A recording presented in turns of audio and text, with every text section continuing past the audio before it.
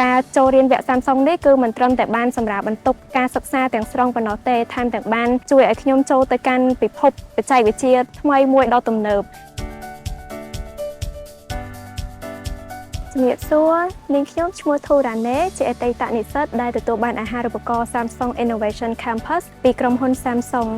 មុនពេលដែលទទួលបានអាហារូបករណ៍នេះនាងខ្ញុំមានចំណាប់អារម្មណ៍ហើយចង់ក្លាយទៅជាអ្នកវិភាគទិន្នន័យឬក៏ធ្វើការដែលតាក់ទងទៅនឹងផ្នែកទិន្នន័យប៉ុន្តែឱកាសហើយនឹងកម្រិតលទ្ធភាពគឺនៅមានកម្រិត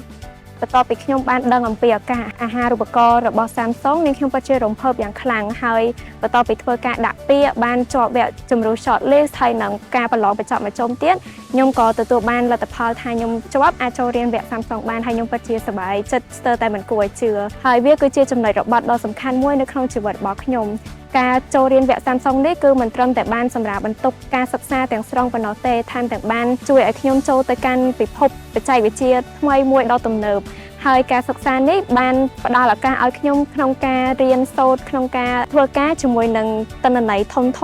លក្ខណៈទិន្នន័យដ៏ច្រើនសន្ធឹកសន្ធាប់ហើយឲ្យខ្ញុំនឹងអាចទាញយកព័ត៌មានសំខាន់ពីទិន្នន័យទាំងនោះហើយធ្វើការសម្រេចចិត្តដោយប្រើទិន្នន័យប្រកបដោយប្រសិទ្ធភាពលើពីនេះទៅទៀតខ្ញុំក៏បានរៀននៅបច្ចេកវិទ្យាសំខាន់ដែលចាំបាច់សម្រាប់ទីផ្សារបច្ចុប្បន្នក្នុងនោះគឺមានដូចជាភាសា Python, Hadoop, SQL ហើយ Machine Learning ជាដើមហើយអ្វីដែលកាន់តែអស្ចារ្យនោះគឺនៅចុងបញ្ចប់វគ្គនៃការសិក្សា Big Data នេះគឺខ្ញុំបានអនុវត្តជា project មួយដែលយើងអាចធ្វើការជាក្រុមមានន័យថាយើងជ្រើសរើសប្រធានបទទាក់ទងនឹងបញ្ហាក្នុងសង្គមប្រចាំថ្ងៃហើយយើងធ្វើការវិភាគទៅលើបញ្ហានោះ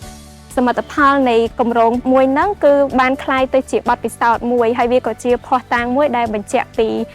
ចំណេះដឹងរបស់ខ្ញុំហើយខ្ញុំក៏ទទួលបានឱកាសคล้ายទៅជា Actuary Intern ដែលមានន័យថាជាអ្នកហាត់ការគណនាបុព្វលាភធានារ៉ាប់រងនៅក្នុងក្រុមហ៊ុនឯកជនមួយក្នុងនោះដែរខ្ញុំធ្លាប់បានធ្វើការតាក់ទងទៅនឹងគម្រោងមួយចំនួនដែលគេប្រើប្រាស់ទិន្នន័យដើម្បីដោះស្រាយបញ្ហាដែលប្រឈមមុខជាក់ស្ដែងដូចជាក្នុងនោះមានការសិក្សាអំពីលំនាំដែលអតិថិជនធានារ៉ាប់រងហ្នឹងគាត់បោះបង់ឬក៏គាត់មិនបន្តសុពលភាពសេវាកម្មធានារ៉ាប់រងរបស់ពួកគាត់អញ្ចឹងយើងទៅសិក្សាមើលថាតើ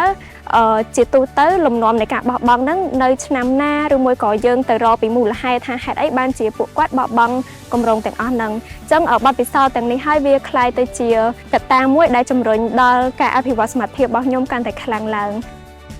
នាងខ្ញុំពិតជាមានមោទនភាពដែលបានបញ្ចប់វគ្គសិក្សារបស់កម្មវិធីអាហារូបករណ៍ Samsung និងសូមសម្ដែងនៅការដឹងគុណចំពោះក្រុមហ៊ុន Samsung ដែលបានផ្ដល់ឱកាសអាហារូបករណ៍នេះមកដល់ខ្ញុំក៏ដូចជាសិស្សានុសិស្សដទៃទៀតហើយខ្ញុំសូមលើកទឹកចិត្តទៅដល់សិស្សនិស្សិតទាំងអស់ក្នុងការដាក់ពាក្យមកកាន់កម្មវិធីរបស់អាហារូបករណ៍ Samsung ដោយពុំមានការស្ទាក់ស្ទើរពីព្រោះវាគឺជាឱកាសដ៏ល្អមួយឱកាសដ៏កម្រមួយក្នុងការអភិវឌ្ឍសមត្ថភាពខ្លួនឯងក៏ដូចជាអភិវឌ្ឍនៅវិស័យវិភាគទិន្នន័យឬក៏វិស័យទិន្នន័យទាំងមូលនៅក្នុងប្រទេសកម្ពុជារបស់យើងសូមអរគុណ